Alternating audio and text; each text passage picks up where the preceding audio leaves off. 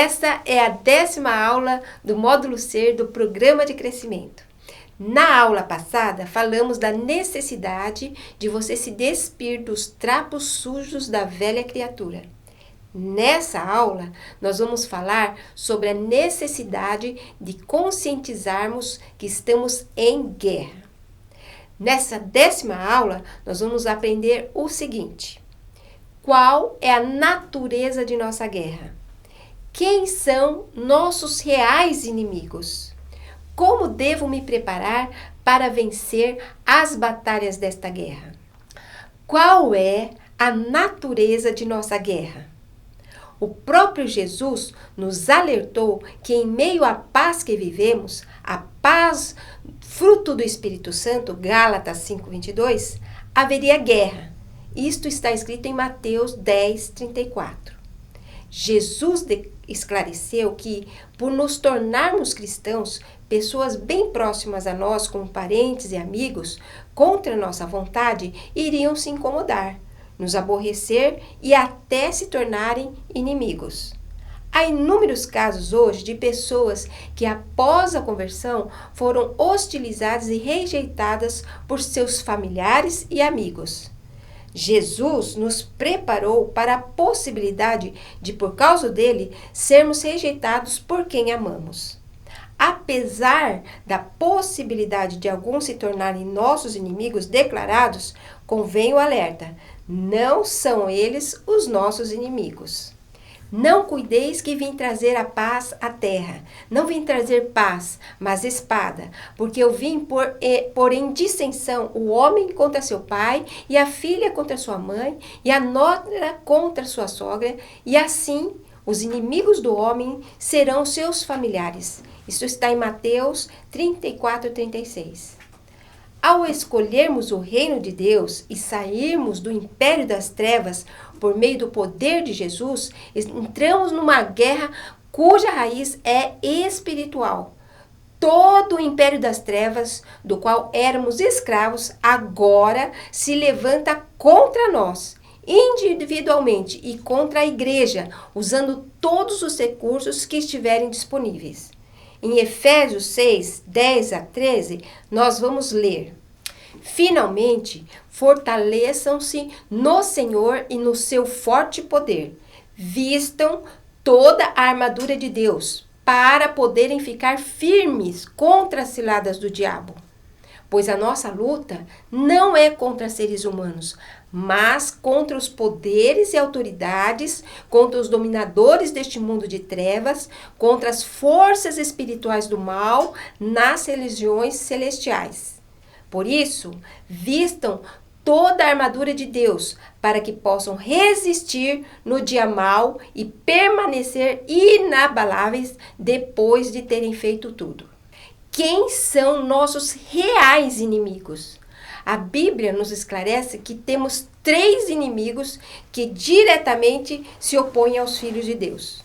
A primeira é a carne, porque a inclinação da carne é morte. A inclinação da carne é inimizade contra Deus, pois não está sujeita à lei de Deus, nem em verdade o pode ser. Portanto, os que estão na carne não podem agradar a Deus. Isso está em Romanos 8, de 6-8. Em segundo, o mundo. Não ameis o mundo, nem o que no mundo há. Se alguém ama o mundo, o amor do Pai não está nele. Isso está em 1 João 2,15. E em terceiro, o diabo. O inimigo que semeou é o diabo. Está em Mateus 13:39. E disse-lhes: eu vi a Satanás como raio cair do céu. Eis que vos dou poder para pisar serpentes e escorpiões e toda a força do inimigo, e nada vos fará dano algum. Isto está em Lucas 10:19. Vamos ver cada um deles. O nosso inimigo número 1, a carne. O inimigo interno. Quem é esse inimigo? Já enfocamos a carne e as suas obras na lição 9. Dispa dos trapos sujos da carne. Vamos apenas detalhar um pouco mais. A carne é usada no texto bíblico em vários sentidos, desde o elemento que cobre os ossos e até até a identificação da descendência humana.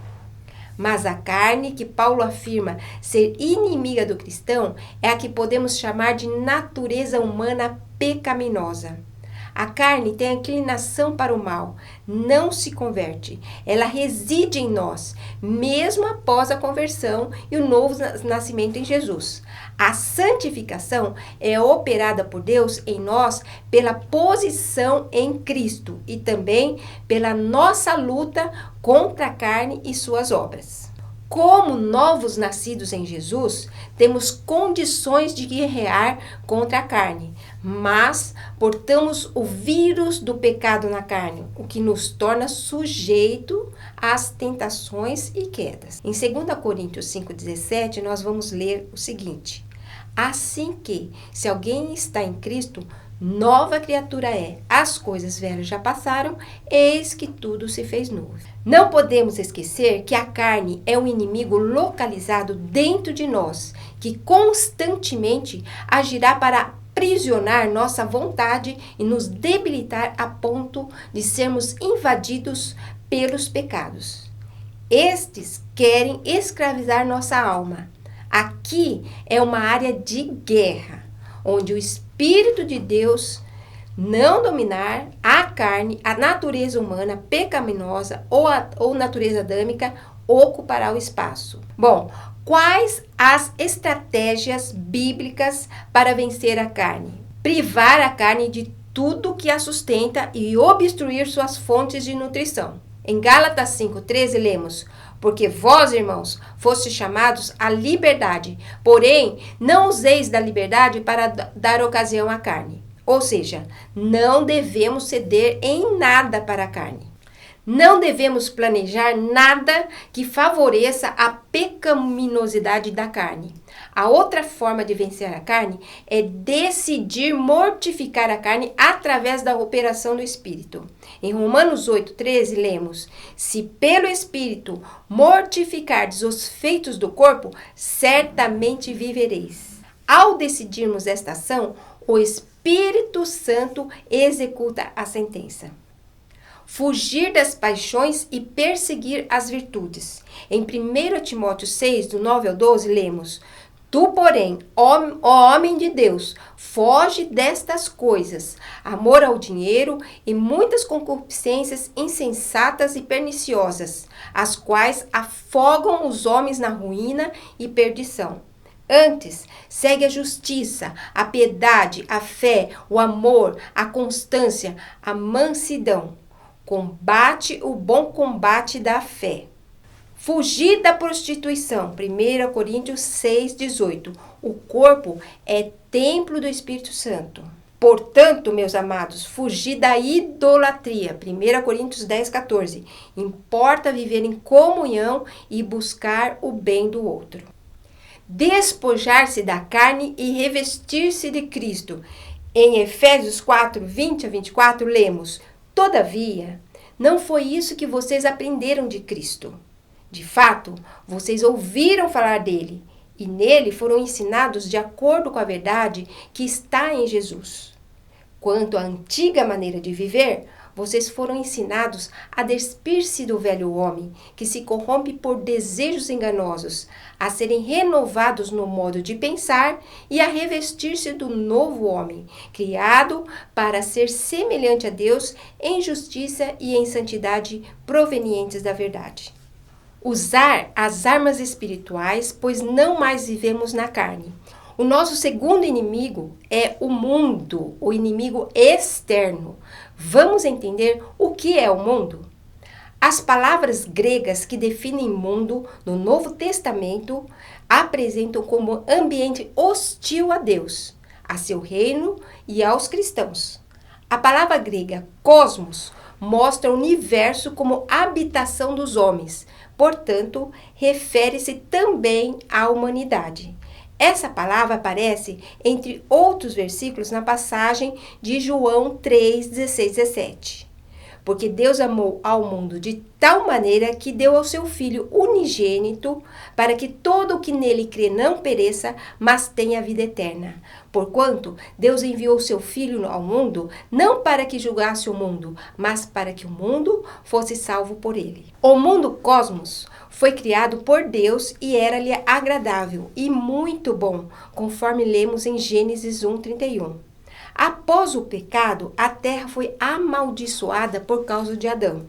Assim, o mundo como sistema de valores malignos, alienados de Deus, governado pelo príncipe deste mundo, o diabo, nasceu com o primeiro núcleo familiar de Adão, Eva e os filhos gerados após o pecado. Neste ambiente, o diabo passou a orientar e influenciar o pensamento das pessoas em oposição a Deus. O mundo jaz no maligno, o diabo, onde o verbo jazer no grego significa também estar sob o poder do mal. Maldita é a terra por tua causa. Gênesis 3:17. Já não falarei muito convosco, porque se aproxima o príncipe deste mundo e nada tem em mim. João 14:30. O mundo é o equivalente negativo do reino de Deus. Não conhece a Jesus nem os filhos de Deus. Odeia os que amam a Deus, abriga o espírito do anticristo, é um lugar de contaminação, de corrupção, controlado por espíritos malignos e em trevas. 1 João 3:1, 1 João 4:3 e 2 Pedro 2:20. O mundo é o sistema de valores que excluiu Deus. Pensa e age de acordo com os princípios e alvos de Satanás. Salvo raras exceções, não se discute problemas sociais à luz da Bíblia. Não se considera buscar orientação através da oração. O mundo não deseja ouvir a voz de Deus. O mundo possui características próprias que aos cristãos cabe rejeitar. Concupiscência, que é a cobiça, desejos maliciosos da carne.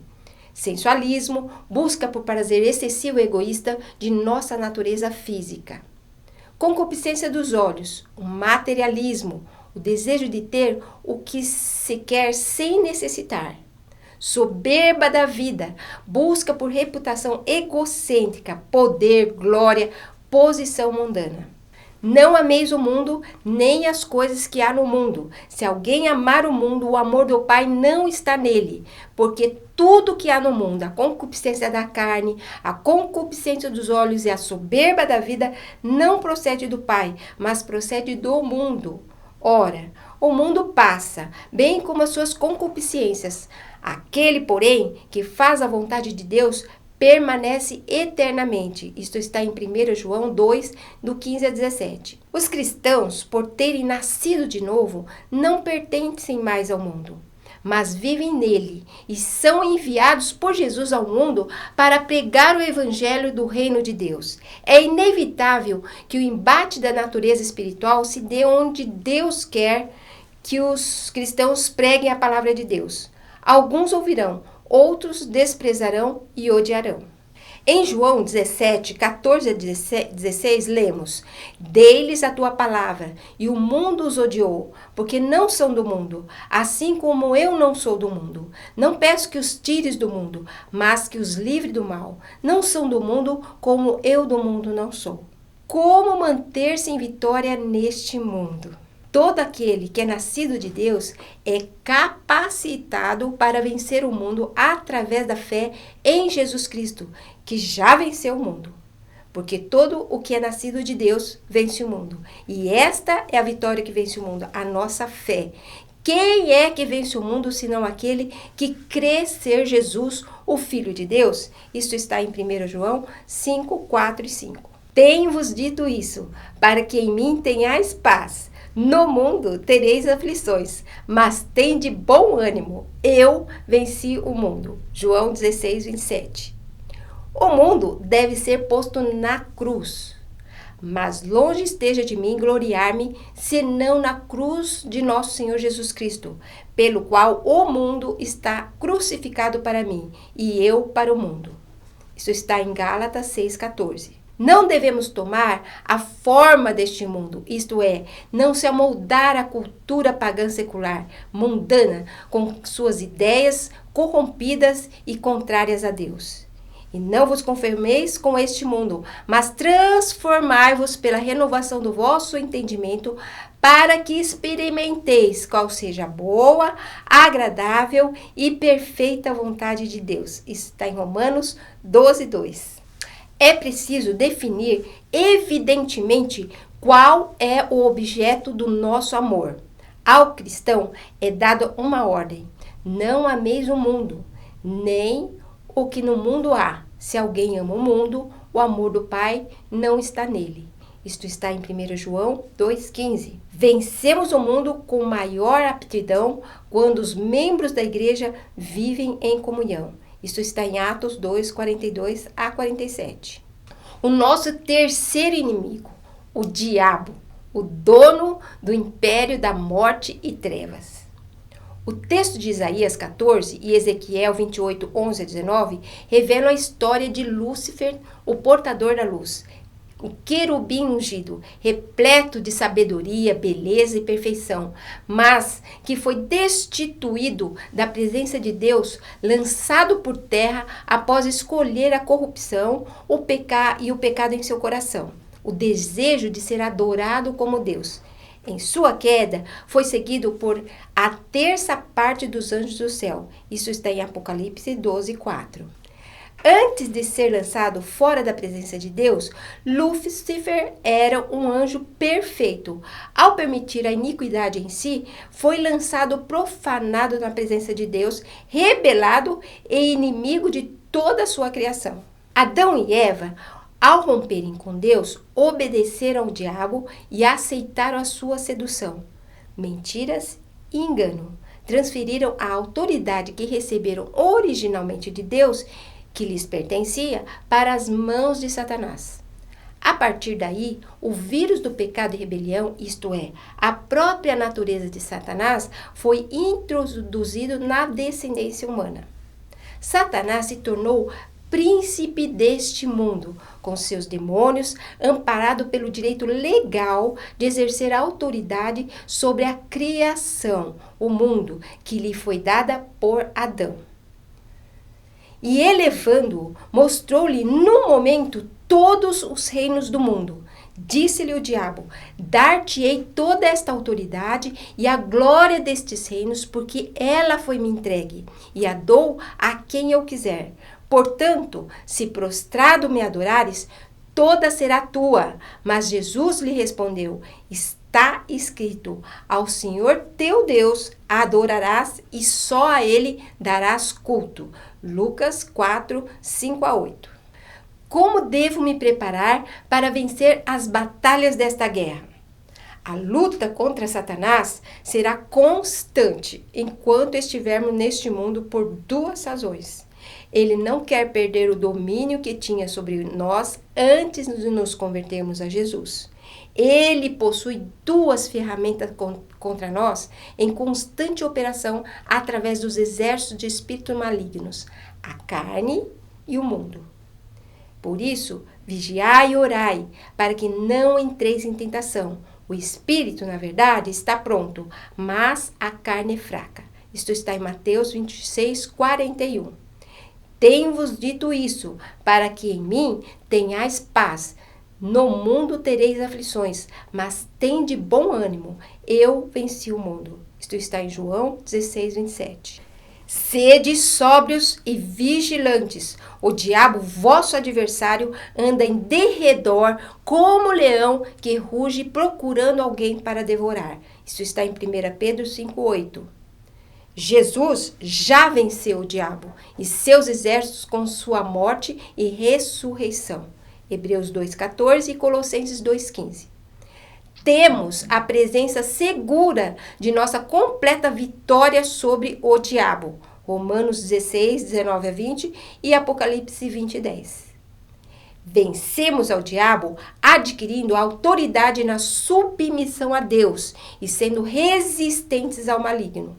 Sujeitai-vos, portanto, a Deus, mas resisti ao diabo e ele fugirá de vós. Tiago 4:7. Vencemos ao diabo pelo sangue do Cordeiro. Isto está em Apocalipse 12:11. Vencemos ao diabo pela palavra do testemunho que damos. Apocalipse 12:11. Vencemos ao diabo porque Deus nos deu literalmente todas as armas, a sua armadura inteira e completa, com a qual nos vestiremos para as batalhas, conforme lemos em Efésios 6, 10 ao 20. A armadura que Paulo se refere é a panóplia, a armadura romana. É preciso vesti-la por inteiro. A falta de alguma parte coloca todo em risco. Essa armadura é espiritual de acordo com a natureza de nossa guerra. Com ela, nos posicionamos contra o mal e, em oração, assaltamos as fortalezas demoníacas. Revestivos de toda a armadura de Deus, para poderdes ficar firmes contra as ciladas do diabo, porque a nossa luta não é contra o sangue e a carne, e sim contra os principados e potestades, contra os dominadores deste mundo tenebroso, contra as forças espirituais do mal nas regiões celestes. Versículo 11 e 12.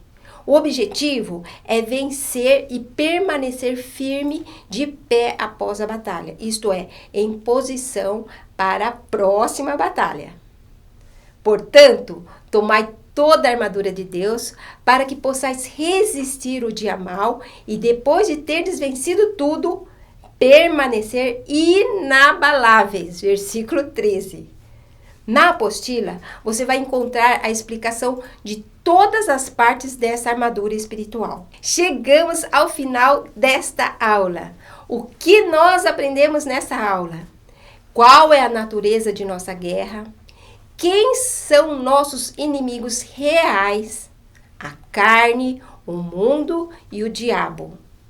Como devo me preparar para vencer as batalhas desta guerra? Na próxima aula, nós vamos estudar sobre os relacionamentos saudáveis. Você não pode perder. Não se esqueça da sua tarefa de casa. Leia toda essa aula na apostila, responda o questionário, entregue o questionário respondido ao líder responsável por este curso em sua localidade e, após completar todas as 12 lições, você vai receber o certificado da associação. Deus abençoe e até a próxima aula.